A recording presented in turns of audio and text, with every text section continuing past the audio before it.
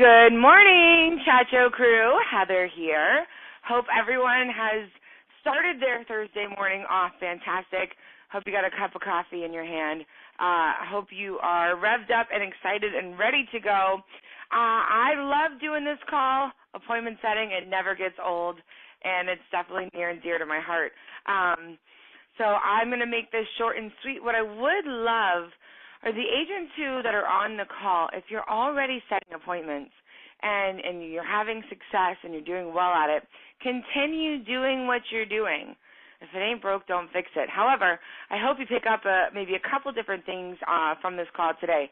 And maybe you can raise your hand, star two, and share, some of your techniques and how it works for you. That would be great. So agents on this call who have never set appointments or who have tried and feel like they haven't really been the most successful or it hasn't gone well, or maybe you just have this, mindset that you're just not good at it, then I really want you to pay attention during this call, because I know there's some stuff in here that all you have to do is imitate, mock, and you can do this. Appointment setting sometimes can seem like really difficult or challenging, and the reality is it's really easy, it's really simple when you don't overthink it. And I've always had the mindset in any appointment that I've ever set in this business and final expense, I've always kept the mindset with the client when I'm on the phone. You know what, I'm calling because you did something. So even it's simple wording like that when I'm on the phone, let's say my lead says Mary Jones, right? So this is how I would call Mary Jones from a direct mail lead. I'd call the number, and if a woman answered, I'm going to go ahead and assume it's Mary. And I don't want to sound like a telemarketer. So you have 3 seconds to make your first impression. 3 seconds is not a long time. So I know if you guys are like me, when you pick up the phone these days to a number that you're not familiar with, maybe you kind of just listen really quick or make a little subtle noise to see if it's like a robo-dialer. I'm even doing that these days just because I don't even want to waste my breath to say hello, because those calls are so obnoxious. So, first 3 seconds right there, that's what I'm paying attention to. Or when someone calls me from a number I don't know, and they start off by saying, "Hi, my name is so-and-so, and I'm calling from so-and-so on behalf of so-and-so, and I wanted to talk to you about so-and-so." Done. I'm no longer interested in this conversation. I don't want to listen. I'm not interested. I don't want to buy what they're, what they're selling. I don't want to talk about, how to get my credit card, APR debt. I don't want to do that. So this is why what I share with you, I think, is the most important part of the call today, and that is be mindful of those first 3 seconds when someone picks up the phone. First 3 seconds, because that is going to separate you from a telemarketer. So on that note, this is what I say. If the lead says Mary Jones, I say, "Mary, hi, this is Heather. I'm calling because I just got your card in the mail." That's it. That's it. That's all I say. And what I've done is I have made her feel like we are old friends, old neighbors, best friends. We go way back, right? I don't sound like a telemarketer at all. And I very easily make it seem like she has pretty much requested me to call her. So that everything about that is the attitude that you have to be successful in appointment setting. And what do I mean by successful in appointment setting? Well, I think if you get 20 leads, no matter what kind of leads they are, well, I shouldn't say that. If you get 20 fresh direct mail leads, you should be able to set, and this is assuming, if you don't have phone numbers, maybe assuming, you're never always going to reach everyone. Of course not. That's why you got to go door knock them. But you should be able to get at least, I'd say, 8 appointments out of 20 leads. Some agents are able to get a lot more. That's, I think, a good average number of what to expect. So that's what I would quantify. Honestly, if you're happy and you're doing well and you make 4 or 5 appointments a week, well, that's great. That's good. keep pushing forward. The biggest objection you're really going to get on the phone is just like, what's this about? I don't understand what this is about. And you just kind of, you got to dance a little bit with that. I always just try to stay very vague. So I will just keep going back to, well, this is a card that was mailed out to you, and you filled it out and you sent it back in because you qualify for the benefits that are available to you in the state. So I just need to come by and bring them to you. That's all I have to do. It's only going to take me about 2 minutes. So I'm still very nice, sweet, and polite. I never try to qualify anyone on the phone. Some agents do it, and star 2, raise your hand, share your stories. I'm not saying anything is wrong with it by any means. My job is to just set appointments. So if you wanted to set qualified appointments, that's a little bit different. But for the purposes of when Joe goes out and trains in the field, which everyone, by the way, today is Joe's birthday, so if he'll be in the office shortly.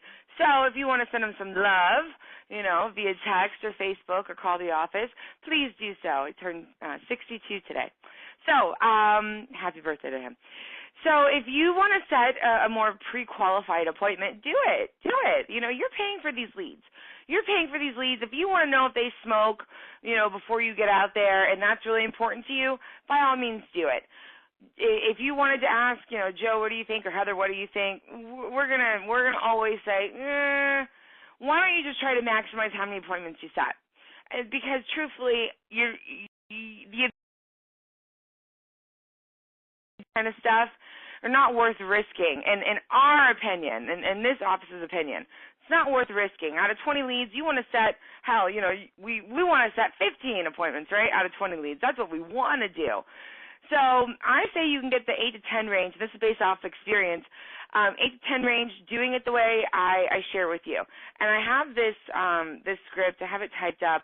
It's kind of like my best kept secret. No, but I am proud of it, and it's really just because it incorporates the natural sounding, Mary, hi, this is Heather. Hey, I'm calling because you sent that card in, just having that natural flow. Also, what's nice about, or what's useful about the way I do that is I'm not asking any yes or no questions. Yes or no questions are deadly. So I'm not saying, did you send a card in? I'm not asking, did you mean to send a card? I'm just saying, hey, I got the card that you sent. Hello, like I'm ready to come over, Mary. That is my attitude. And you know what? When Mary says, what card? And I very vaguely say, this is the card, Mary, that you filled out. I see your handwriting right here. And you filled it out because you qualify for the senior benefits in the state of Florida. So I just need to come and bring you that information. I'm going to be in your area. I'm going to be in your area actually today. So does a little bit later on this afternoon work for you? Maybe 1 or 2 o'clock? Okay. All right. You have a doctor's appointment? Perfect. How about I swing by then around 4? Great. So another component of my appointment setting is I try to do it same day or day before. Don't set appointments out. Don't bank on setting those Thursday, or if it's Monday, don't bank on setting the appointments for Thursday. You're increasing the likelihood for no-shows. So no-shows are the downside to appointments, right? They can be aggravating, not can be, they are aggravating, and they can kind of suck the wind right out of your sail. Doesn't just happen to you, it happens to everyone. But I say the biggest way to prevent that is, it's not foolproof, but it will help if you keep them all really tight as far as, same day or next day. And then you have people who, seem engaged and they actually want to, I'm busy. I remember the card. Yeah, I want to talk, but I'm busy today and tomorrow and Wednesday and Thursday and Monday and just put that person aside and go door knock them. Because people have a tendency to be tire kickers.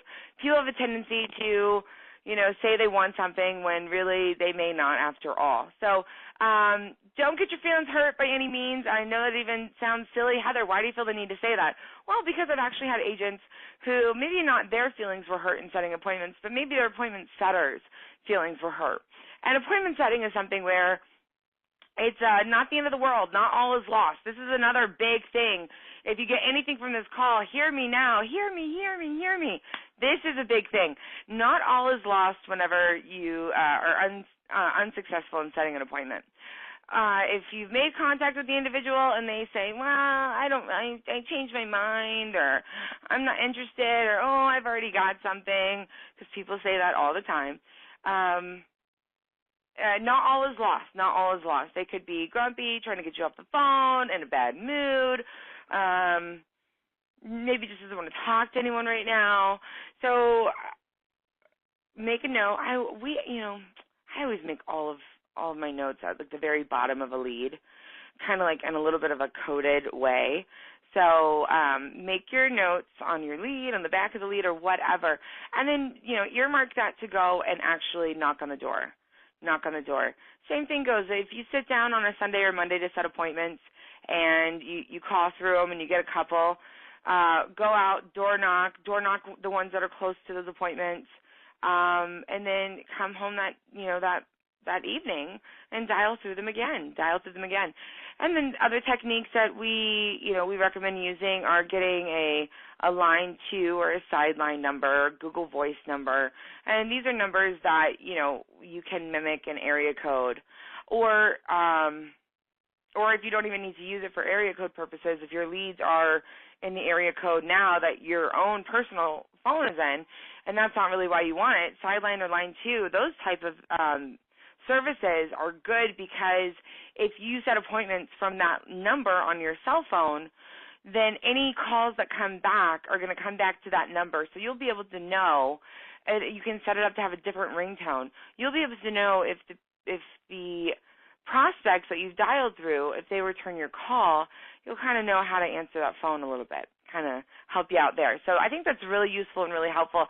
I know Marie Titus is one where she's got about 700 different numbers, and so she's always continuously calling from different phone numbers and in different ways, different times. Marie is always doing that, and she puts a lot of work into that because appointments are very important to her. And for a lot of agents, they need that structure, and the structure really helps your week.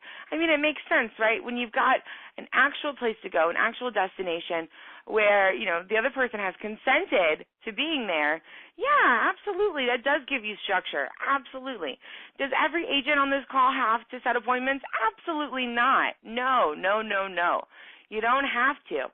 Some agents really love them and live by them, but they know at the end of the day they've got a door knock too. So it's not perfect. What you want to do at the end of the day is you want to try it out. You want to give it a go. If you've never been confident on the phone before, try it. If you make a complete fool of yourself, there's no harm lost. Don't worry about it. No harm, no foul. Go to the house anyway.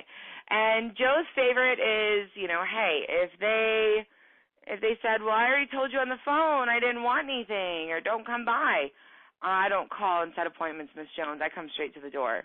I'm sorry, that wasn't me, right? So if you feel dishonest about it, don't. These people are responders. So let me segue into really quick. Star 2, if you want to raise your hand, ask a question, interrupt me. No, I'm just kidding. I want to give away some stuff. So if I get some hands up, I can mail you guys some fun stuff like ID badges or delivery notices or really nice laminated lead pieces. I can do so much with you all. So star 2 if you have anything you want to contribute about setting appointments for a direct mail lead. Now, let's talk about Facebook leads and internet leads and phone leads and age leads, right? There's so many different leads we could talk about. This is like my blanket statement to cover all of those. Are you ready? Are you ready for this? Everyone is a responder, period. You have to have that mindset. You have to have the mindset that if you're calling from if it's a phone-generated lead, right, or it's a Facebook-generated lead, you have to have the mindset that these people respond to direct mail leads, they respond to any type of lead, right? You just have to assume that. Whether it's 100% true, it doesn't matter, because you're just trying to convert these leads into sales. So if you think about it any other way, you're doing yourself a disservice. So What did I just say? I said you have to treat every lead like a direct mail lead. Heather, what are you talking about? You're crazy, because you mentioned, the card in the mail in the beginning of the call. So how can I, translate that over into Facebook? You can, okay? I promise you, you can. You can. Whatever you have to say to set that appointment, you say it. So this is a trial and error. This is where the trial and error comes in. If you treat every single lead like it's so vastly different, I think you're going to go crazy a little bit. So here's an example of the appointment setting script that we send out to you all for Facebook. And I mean, let's talk about what are the real differences here between what I've said with the direct mail piece and the Facebook lead. So this says, "Hi, John, this is Heather. You requested some free information on Facebook in regards to final expense benefits. How are you doing today?" Well, I'm Heather, and I am the local benefits coordinator in your area, and I need to help determine your eligibility and see what you qualify for. So I need to set aside a few moments to deliver the information and tailor-make a program to fit your needs. I'll be in your area tomorrow, what's best for you, or later on today. So to me, this script is, we honestly, we have to give agents scripts because it makes you feel good, but truthfully, this script is not that impressive to me. What I see from it is you're just identifying where you found their information, which I think is no problem with that. So when it comes to setting an appointment for a Facebook lead, I do think this script is effective. I probably would take out, determining what you qualify for and eligibility, and I probably would just chunk out the words a little bit, make it a little bit more friendlier, because the people fall in love with you. They fall in love with you in person. To be connected like that on the phone, that's really more the agents who do the phone sales really have to worry so much about that. You just have to worry about getting your pretty face inside that door, because you're going to work the magic then. But I don't see an issue referencing Facebook when you're speaking to someone, like when you're setting appointments. Now, I disagree when it comes to phone leads, and here's why. Phone leads are traditionally just very, very, very tough. The Facebook leads are unlike anything I've ever seen. I've been doing this for 8 years, so I feel like it's been 28 years sometimes. And with the phone leads, we've always told agents, you just pretend like it's a direct mail lead. And they go, but no, just pretend like it is. Even if you say you sent the card back in, just do it. Because there's a higher likelihood, hear me people, there is a higher likelihood that this client actually has mailed a card back in before. Maybe not to you, maybe not to us, maybe not right now, maybe not yesterday, but there is a high likelihood that they have. So you're just going to roll the dice, and it's probably always going to work in your favor. But you have to have the mindset. It's not about being deceptive. It's just about being able to communicate to set an appointment. Because to sit and argue with someone on the phone to prove to them that they were on a call with someone that was most likely from another country and that they're supposed to remember that you were going to talk to them or bring them something, yeah, right, not in a million years. That's not going to happen. So you go ahead and assume that they filled a card out, and then you can explain it all to them in person when you see them, okay? That's what you want to do there. With an age direct mail lead, of course, you want to set appointments the same way I mentioned earlier with the direct mail. No variation needed there because they did send that card in, and you're going to approach it just like I mentioned, and not like a telemarketer, in a very friendly way, short, sweet, easy, to the point. Now, when someone says to me, Heather, is this about life insurance? I always say, well, yes, it is, because I feel like there's no reason to lie about that. And actually, when they do say those things, I get excited because I think that you're even that much closer to a sale. So however much you want to qualify someone, I'll leave that up to you. But what I want you to get from this call is I want you to always have the mindset that you are calling them because they requested the information, right? Ms. Jones, I'm calling because you sent that card back in to me, right? It makes it seem like you personally mailed all these cards out. You didn't, right? That's okay. We know that. She doesn't need to know that. So you have to have that mindset. So I'm calling, Miss Jones, because you sent this card back in to me, and I just got it back. Miss Jones, I'm calling you because you sent me a message on Facebook. Miss Jones, I'm calling because you just replied back to a message that I sent to you on Facebook. You. Put that ball in their court. Don't stay away from the yes or no questions, okay? Stay away from the desire, the need that we all have to feel really official and sound really official and say our full name, our date of birth, where we were born. I'm being facetious, of course, but, don't be afraid to keep it casual, because that's just the nature of these folks, and being successful on the phone. And let me see. Not all is lost if you can't set the appointment. Remember that. Please, please, please don't go throwing away any leads that you feel like all is lost just because you didn't get the appointment. Don't ever do that. And then the last thing I want to make sure you take from this call is that these people are responders. So it doesn't matter how you got this lead, doesn't matter how old this lead is, this person responded, and it's your due diligence to get them the information. Are people going to be rude to you on the phone? Are they going to be nasty? Absolutely. But that comes with the territory. You are going to let it roll off of your shoulders because that is what you are good at as an agent. So that being said, I'm going to wrap this call right on up. Star 2, if anyone wants to add, contribute, say anything at all, I would love to hear from you. Let me walk and see if anyone has their hands up. It's been really nice with you guys today. Really fun call, energetic. Okay, I've got a hand. Okay, I've got Jim on the line. Good morning, Jim. Morning, Heather. I just wanted to say one thing. When I was new in the business, I took it as a negative, but now I take it as a positive. Let's say you have a lead, you call it, and they say this number is not in service, or this person is not available right now. What I've learned was when I end up door knocking that lead, and I love when this happens. Why didn't you call me and make an appointment?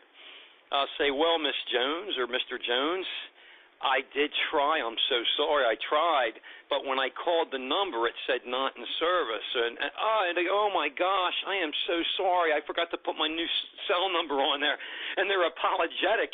And then come on in. It's like, so that's the positive. I just wanted to state on what an agent could look at as a negative, but it's really a positive, because then you're putting that person in a position where they're the apologetic one, because they didn't provide the right number for you to call them with. I just wanted to state that. Ooh, I like it. Okay. It happens a lot.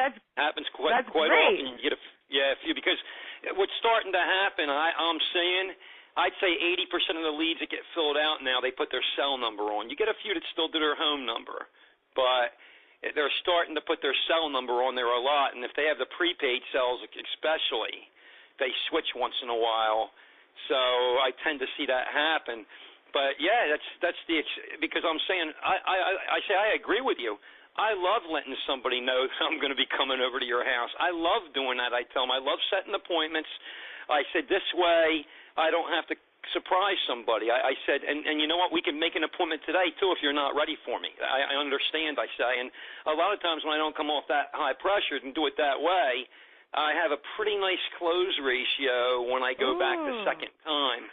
If when that does happen once in a while, like in other words, they weren't prepared. Even when I'm a regular door knocker, they weren't prepared to see me that day.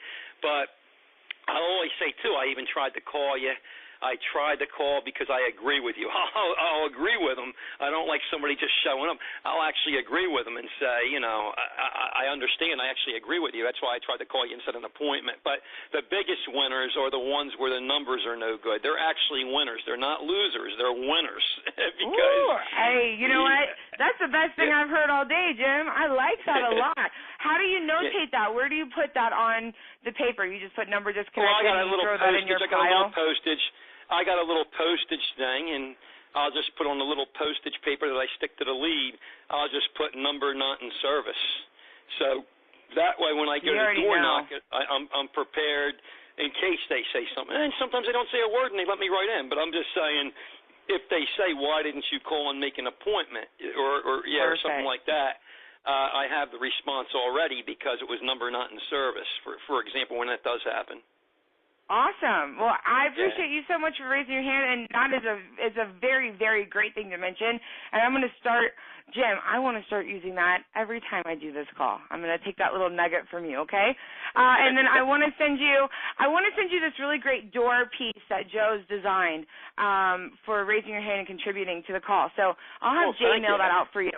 It's a double-sided laminated piece. On one side, it's got a really nice color layout of all of our carriers. And then on the other side, it talks about all the different things you can help them with.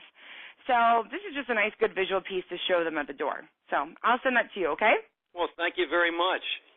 You are welcome. Okay, well, I think Jim did a heck of a job. Thank you so much for that nugget of information. So helpful. It's really easy to get down. So I love taking that negative and turning it into a positive. And you're putting the responsibility back on the client. Ms. Jones, I tried. I couldn't reach you. So well done. Okay, I'm going to wrap this call up. Everyone, we love you. We appreciate you. Hit them hard. Kill it this month. And Joe will be on the call tomorrow. So make it a great day, everyone. Thank you so much for being on. Bye-bye.